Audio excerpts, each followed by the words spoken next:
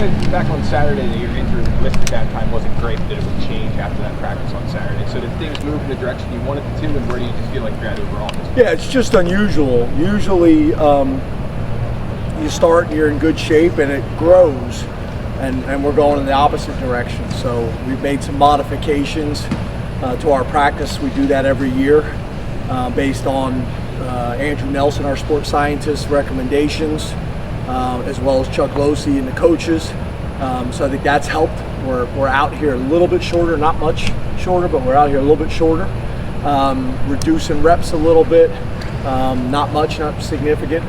But yeah, so those guys just had to get cleared, and they've cleared. So we're going in the opposite direction, which is good and unusual for camp. Knock on wood. I'm sorry, James. How are you handling running back? Glasses? They're metas, so they're actually recording. Oh, is that what that light flashing right there? Yeah. Yeah, we don't allow them in the building.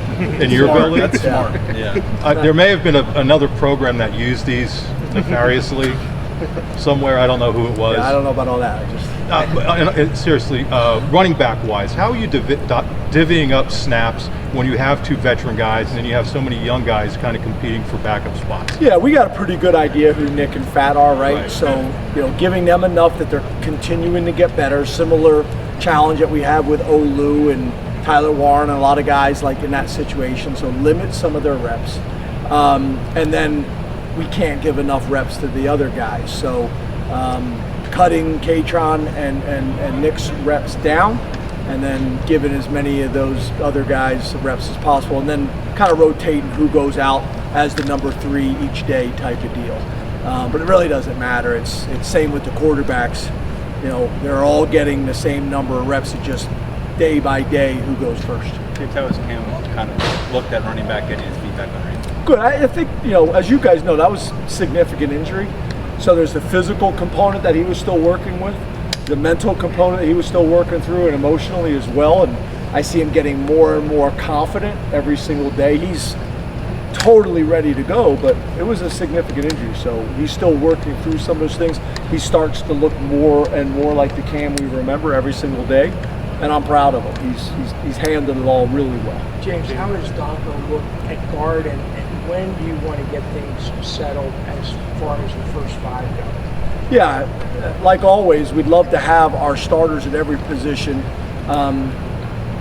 decided as early as possible, but even when we do that, we're still going to rotate those guys because we want to create flexibility. And even if the starting 5 may look like X, if there's an injury, we're going to have to move people around to get our best 5 guys on the field. So I get your point. He's looked good. He's a talented guy, as you know. He's athletic enough to play tackle, but he's also 323 pounds, so he's got enough physical size, strength, power to get movement at guard. So he's kind of what you want. You can't get enough of those type of guys that create position flexibility. So he's getting a ton of reps at both, but we're not at a point to make a decision. We've only had really one scrimmage the other night in the stadium, but we've got a ton of work, but not really ready to make a decision. James, who stood out to you at that 5th defensive back spot, and how was Zion looking there after the rest of this? Yeah, Zion both at defensive back and as a returner looks really good right now. Our depth at returner is much better. Now it's focused on who's going to be the best playmaker rather than the confidence of who's catching the ball. Kenny Woosley's doing a really good job in there at the nickel as well. But there's battles all over the place. AC has had a really good camp. Elliott Washington has had a really good camp. We got really good options, and the battle between King Mack and Day Day at safety has been impressive. So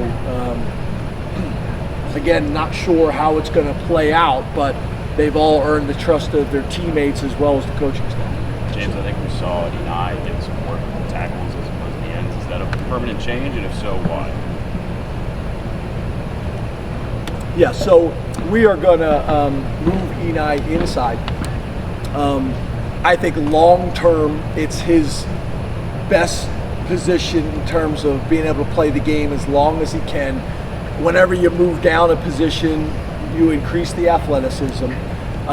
He has been as big as 275 pounds without even trying anyway. So it's something that we think can help him and help us.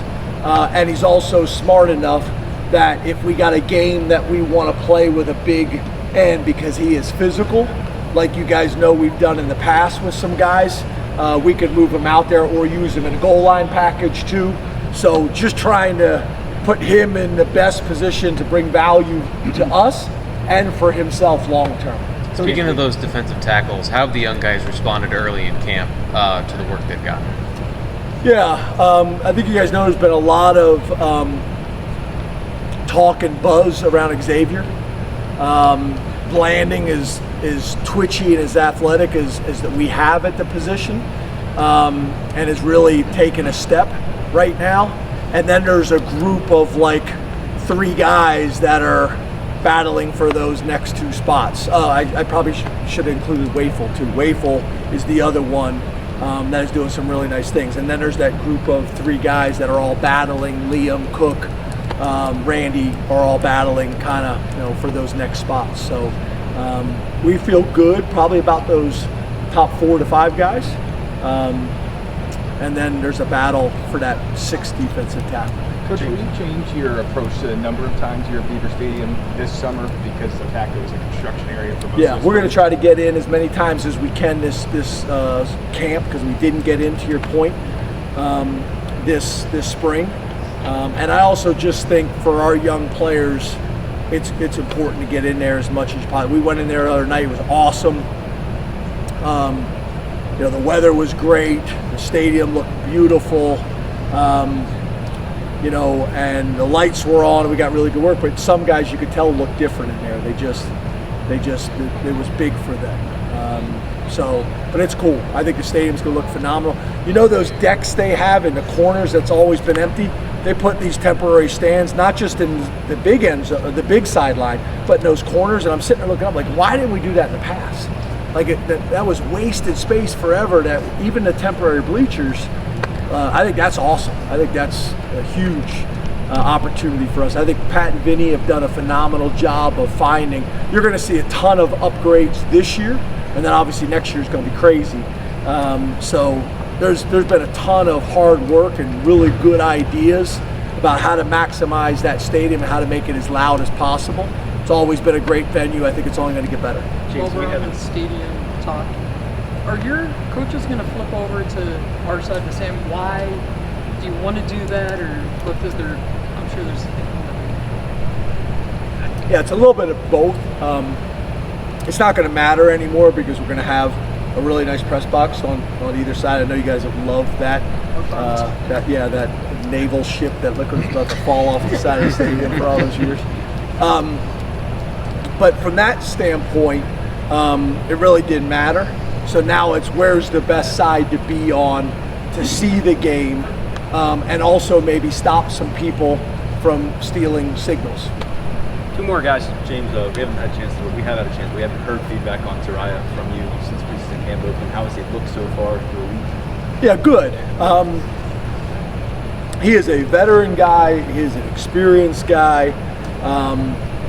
We got a ton of faith in him, and we got a ton of belief in him. He's physical against the run. He's productive against the pass. He's had a few little things, bumps and bruises that have limited him a couple of practices, not all of them. So that's impacted it as well. But no, we expect him to be across from Nittany and having a big year for us. When you look at just that receivers room, since we talked about it, you might as well do it this week. Just the younger guys in that room. You talked about the transfers on BTN, and you mentioned some of those younger guys. Who are those guys?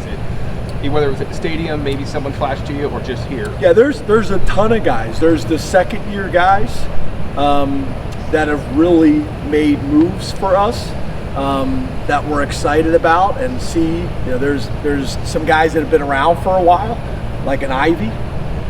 JB's a guy that is playing lightning fast right now. So there's older guys that are kind of stepping up and ready to make a move. Liam's a guy that not a lot of people are talking about, but we got a lot of confidence in him, and he's a veteran guy for us.